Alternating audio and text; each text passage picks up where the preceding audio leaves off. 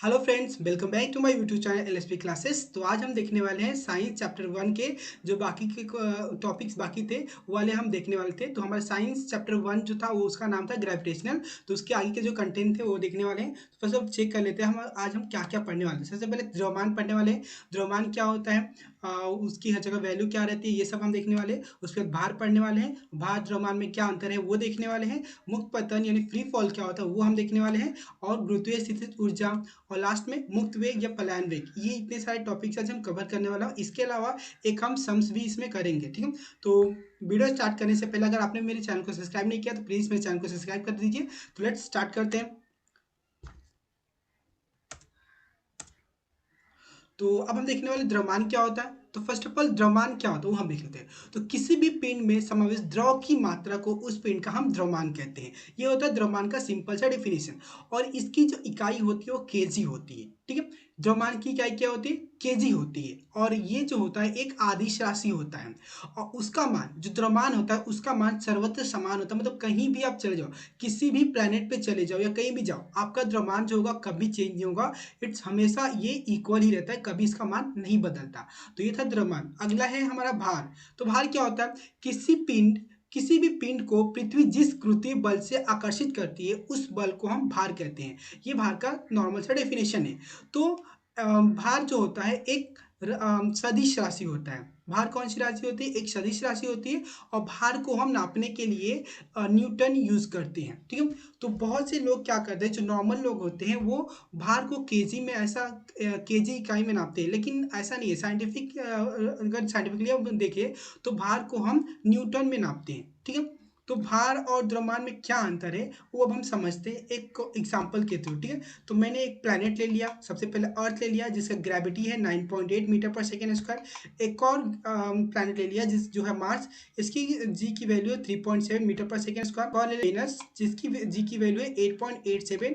और एक एनिमल को ले लेते हैं हम। देखिए मैंने ये एनिमल ले लिया, काफ़ी क्यूट एनिमल है। तो इसका मास जो है वो 5 kg इसका मास है। तो ये सबसे पहले ये एनिमल जो है वो अर्थ पे गया। अर्थ पे जाने के बाद ये क्या देख रहा है कि उसका जो मास है वो same same as it is है, मास उसका चेंज नहीं हुआ। But what about the weight, weight इसका क्या होगा। तो अब वेट इसका देखिए, जो मास है वो 5 है क्योंकि मास जो होता है हमेशा सेम रहता है। और ये ग्रेविटी कितनी 9.8 है। तो इसीलिए इसका अर्थ पे इसका वजन यानी इसका भार कितना होगा 49 न्यूटन हो गया। अब ये क्या करता है, जाता है मार्स पे। अब ये मार्स पे आ गया है। अब मार्स पे हम चेक करते हैं कि इसका मास और वेट कितना है। तो मास तो एज इट इज सेम रहेगा 5 kg। और इसका जी की वैल्यू 3.7। तो इसका जो वेट हो गया वो कितना हो गया 18.5 न्यूटन। अब ये जाता है वेनस के पास। तो जब वेनस के पास ये आया तो इसने देखा कि इसका जो वेट है वो इसका वेट हो जाता है 44.35 न्यूटन हो जाता है। तो ये तीनों प्लैनेट्स पे इसका वेट जो होता है, देखिए वेट हमेशा इसका चेंज हो रहा है। तो इससे हमको ये समझ में आता है कि वेट यानी जो भार होता है वो हर जगह पर स्थान के अनुसार वो परिवर्तित होता रहता है। वो कोई भी उसकी एक फिक्स वैल्यू नहीं होती है, जगह के अनुसार उसका वेट जो होता है वो चेंज होता रहता है। अब हम ये समझते हैं कि ये जो वेट होता है वो चेंज क्यों होता है। वो जैसे कि इसका वेट का डेफिनेशन क्या होता है, किसी भी पिंड को पृथ्वी जिस कृत्रिम बल से आकर्षित करती है उस बल को हम भार कहते हैं। ये होता है वेट का डेफिनेशन। तो यहाँ पर अगर पृथ्वी के न रह के कोई और अगर प्लैनेट भी होता तो सेम यही डेफिनेशन होता उसके लिए भी, कि कोई भी प्लैनेट किसी भी पिंड को किस गुरुत्वीय बल से आकर्षित करता है उस बल को हम भार कहते हैं। ये होता है भार का डेफिनेशन, ठीक है। तो यहाँ पर देखिए, तो ये स्टेटमेंट पढ़ने के बाद हमको एक बात तो क्लियर होगी, जो वेट होता है वो डायरेक्टली जी पे डिपेंड करता है, यानी ग्रेविटी पे डिपेंड करता है कि ग्रेविटी जितनी ज़्यादा रहेगी और किसी भी प्लैनेट की ग्रेविटी जितनी ज़्यादा रहेगी उसका भार उतना ही वो ज़्यादा होगा। किसी प्लैनेट की ग्रेविटी जितनी कम रहेगी उसका भार उतना ही कम रहेगा उस पिंड का। तो इस तरह से हमको ये समझ आ रहा है कि ग्रेविटी के अकॉर्डिंगली हमारा जो भार होता है, जो वेट होता है वो चेंज होता रहता है। तो अब हम आगे के बारे में बढ़ते हैं। तो ये हमारा टॉपिक है मुक्त पतन। तो मुक्त पतन का सबसे पहले डेफिनेशन देख लेते हैं, फिर उसको आपको मैं डायग्राम बना के समझाता हूँ। तो जब कोई पिंड केवल गुरुत्वीय प्रभाव के कारण गतिमान होता हो तो उस गति को बोलते हैं हम मुक्त पतन। फॉर एग्जाम्पल के लिए अब आपको मैं एग्जाम्पल लेके दिखाता हूँ। डोंट वेरी, ये भी मैं आपको बताता हूँ, लेकिन फर्स्ट ऑफ ऑल एग्जाम्पल देख लेते हैं। ये देखिए, ये हमारी सुजुका। सुजुका के हाथ में एक बॉल है। और बॉल देखिए बॉल जब ये हाथ से छोड़ते हो तो डायरेक्ट नीचे की तरफ गिरता है। तो नीचे की तरफ गिरते समय उस पे कौन-सा बल प्रयुक्त हो रहा है? सिर्फ़ ग्रेविटी प्रयुक्त हो रही है। ग्रेविटी की वजह से ही वो बॉल सुजुका के हाथ से सुजुका ने जब उस बॉल को छोड़ा तो डायरेक्ट नीचे की तरफ आती है, ग्रेविटी की वजह से। तो जिस भी पिंड पे सिर्फ़ ग्रेविटी के कारण वो वस्तु गतिमान होती है, वो पिंड गतिमान होता है तो उसको बोलते हैं हम मुक्त पतन। और एक और चीज़ यहाँ बताइए, अभी सुजुका ने वो बॉल को हाथ में पकड़ा हो तो अभी क्यों नहीं गिर रहा है? तो अभी वो इसलिए नहीं गिर रहा क्योंकि सुजुका अपने हाथ से अपोजिट फोर्स प्रोवाइड कर रही है। ग्रेविटी के अपोजिट फोर्स उसको प्रोवाइड कर रही है जिसकी वजह से वो बॉल जो है वो नीचे नहीं गिर रहा है। लेकिन जैसे ही वो बॉल को छोड़ती है वो डायरेक्ट बॉल नीचे गिरता है क्योंकि ग्रेविटी की वजह से डायरेक्ट बॉल नीचे गिरता है। तो डेफिनेशन आई होप आपको समझ में आ गया होगा। अगर आपको डेफिनेशन नहीं समझ में आ रहा तो प्लीज़ आप मेरे कमेंट बॉक्स में लिखिए, मैं आपको और बेटर तरीके से समझाने को ट्राई करूँगा। ठीक है? अब आगे इसकी चीज़ देख लेते हैं। जब भी मुक्त पतन होता है तो उसका जो प्रारंभिक वेग होता है मतलब स्टार्टिंग की जो स्पीड होती है वो क्या होता है? शून्य होता है। और समय के अनुसार उसके त्वरण जो होता है, त्वरण की वजह से उसका जो वेग होता है वो बढ़ता जाता है। क्योंकि हमने देखा है कि आप एग्जाम्पल आप खुद का ही ले लीजिए। आप एक छत पे चढ़ जाइए और वहाँ से एक बॉल फेंकिए। देखिए बॉल को अच्छे से देखिए कि जब वो छूटती है तो क्या उसकी स्पीड नीचे गिरते समय स्पीड तो सब सेम होती है क्या? ऐसा नहीं होता, सेम नहीं होती। उसकी स्पीड ऊपर से नीचे गिरते समय चेंज होती रहती है, वो बदलती रहती है। वो क्यों होता है? क्योंकि ग्रेविटी उसको अपनी तरफ अट्रैक्ट करती है, जिसकी वजह से उसका जो फोर्स होता है, स्पीड होता है, वो बढ़ता जाता है। तो यहाँ पर सिंपल से ये लिखा है कि मुक्त वेग जो होता है वो प्रारंभिक वेग उसका शून्य होता है और जैसे-जैसे वो नीचे की तरफ आता है उसकी जो वेग होता है वो बढ़ता जाता है। एक और यहाँ पे इम्पोर्टेंट पॉइंट है, मुक्त वेग होने के लिए अ, हवा नहीं होना चाहिए। अगर हवा होगा तो हवा के साथ उस पिंड का घर्षण होगा जिसकी वजह से वो मुक्त पतन नहीं कर पाएगा। तो इसका सिंपल लॉजिक यही लगता है कि मुक्त पतन होने के लिए हवा नहीं चाहिए, हवा नहीं होना चाहिए वहाँ पे। तो ये हो गया हमारा मुक्त पतन। हम अब आगे देखते हैं। और एक और इसमें इम्पोर्टेंट चीज़ है जो आपको मैं बताता हूँ। मुक्त पतन जो होता है अ, उससे हम क्या कर सकते हैं कि उस गिरने की स्पीड जो बॉल है, जो पिंड है, उसकी गिरने की स्पीड या फिर गिरने में कितना टाइम लगा, ये सब हम न्यूटन के नियम के अनुसार से निकाल सकते हैं। न्यूटन ने कुछ समीकरण दिए थे, उस समीकरण का यूज़ करके हम ये निकाल सकते हैं कि वो बॉल जब सुजुका ने छोड़ा तो कितने टाइम बाद नीचे गिरा या फिर उसकी स्पीड कितनी है, ये सब सारी चीज़ें हम पता लगा सकते हैं। उसके लिए यहाँ पे 3 फॉर्मूले दिए, v is equal g t, s is equal 1/2 g t square, v square is equal 2 g s. तो यहाँ v क्या मतलब वेलोसिटी है, g मतलब ग्रेविटेशनल फोर्स है, एक्सेलरेशन ड्यू टू ग्रेविटी है मतलब स्मॉल g, और t मतलब टाइम है, s मतलब डिस्प्लेसमेंट है। ये सारी यहाँ पे चीज़ें हैं। अगर आप चाहें तो किसी भी वस्तु का स्पीड यानी वेलोसिटी निकाल सकते हैं, उसका टाइम निकाल सकते हैं। ये सारी चीज़ें न्यूटन के समीकरण के हिसाब से आप निकाल सकते हैं। लेट्स आगे बढ़ते हैं अभी।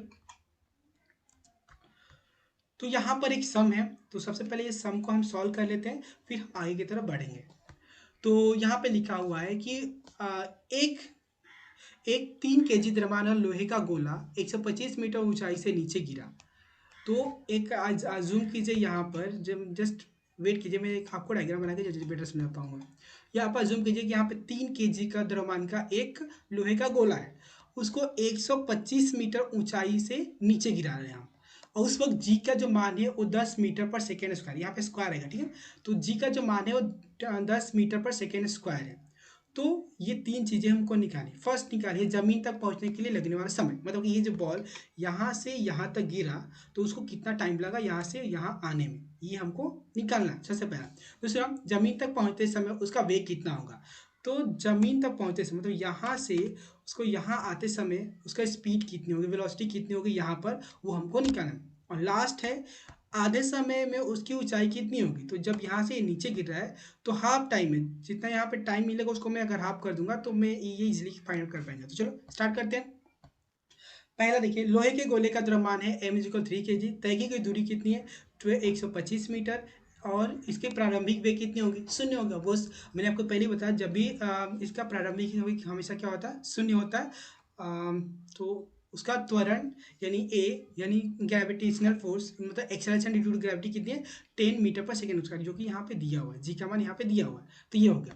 अब फॉर्मूला देखते हैं। फॉर्मूला हमारा क्या है, formula s is equal to u two plus 1/2 a t square. ये हमारे पास फॉर्मूला है। फॉर्मूले में हम पुट कर लेते हैं। तो यहाँ पे एस के बदले 125 इज इक्वल यू कितना है 0 है, टी कितना है, टी की वैल्यू दिया नहीं हमको निकालना है, प्लस 1/2 ए की वैल्यू कितनी है 10 है, तो 10 टी स्क्वायर। तो हमको टी निकालना, तो मैं क्या करूँगा, देखिए ये पूरा टर्म क्या होगा 0 होगा, जीरो से किसी भी चीज़ में मल्टीप्लाई करेंगे तो क्या आता है 0 आता है। तो यहाँ पे 125 2 को इधर लेके जाओ, इधर डिवाइड था, इधर मल्टीप्लिकेशन में हो गया, 10 टी स्क्वायर हो गया यहाँ पे।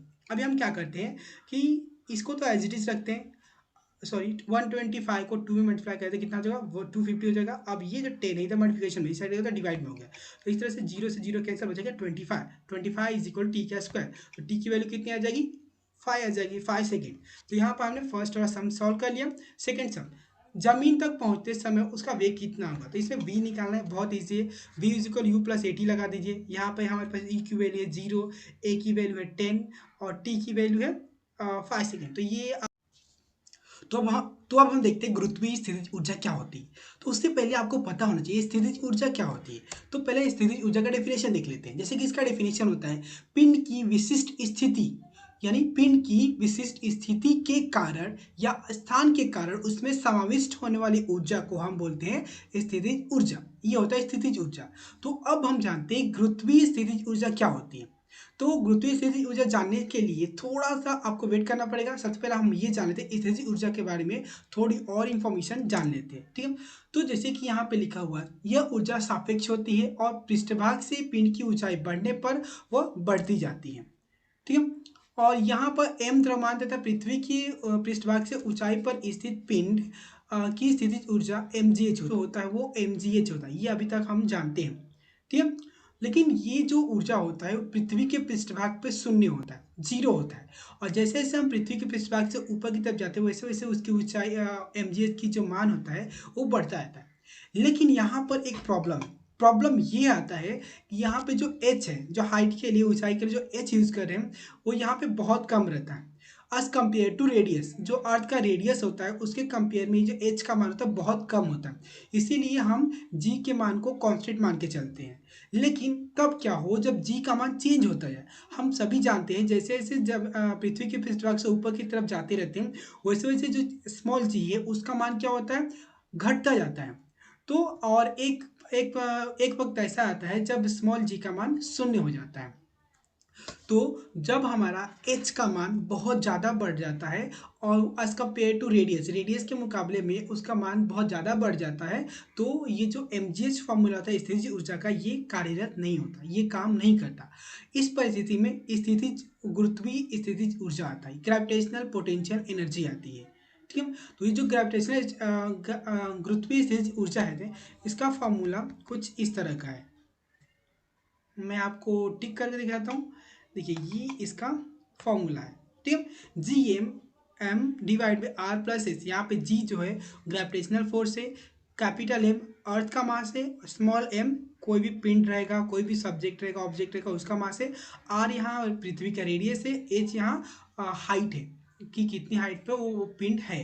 ये हमारा होता है गुरुत्वीय स्थितिज ऊर्जा। आई होप आपको समझ में आ गया गुरुत्वीय स्थितिज ऊर्जा हम क्यों यूज़ कर रहे हैं और इसका काम क्या है। तो इसके बारे में थोड़ा सा और इन्फॉर्मेशन इकट्ठा कर लेते हैं। तो लेट्स कंपेयर करते हैं। यहाँ पे देखिए ये एक रेडियस है, ये समझिए कि ये मेरा जो है रेड कलर का जो दिखाई दे रहा है वो मेरा अर्थ है, ठीक है।